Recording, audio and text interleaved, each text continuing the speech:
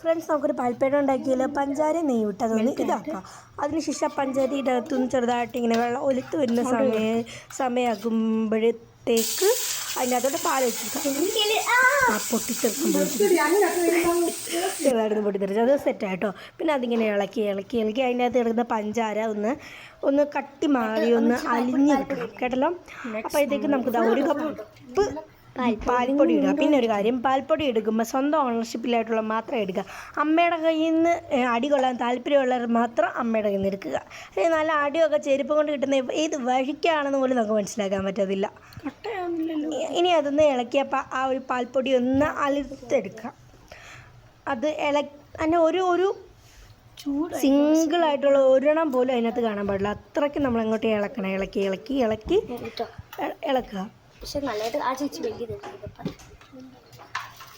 ഇങ്ങനെ ഇളക്കി അതിന് കണ്ടോ, ചെറിയ തരികൾ പോലും അതിനകത്ത് പാടില്ല.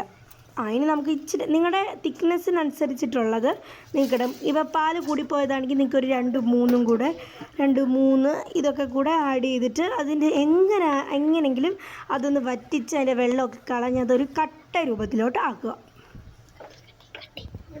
അത് കണ്ടോ, നമ്മൾ നേരത്തെ ഇപ്പോൾ തിക്നെസ് ആയിട്ട് വരുന്നില്ല, അതേപോലെ ഇളക്കി ആ ഒരു തിക്നെസ് പോലെ ഇപ്പം ആയിരിക്കുന്ന രീതിയിൽ നല്ല കുറുക്കി അത് കടിച്ച് എന്നിട്ട് അതായപ്പോഴത്തേക്ക് നമുക്ക് ഗ്യാസ് ഓഫ് ചെയ്യാം.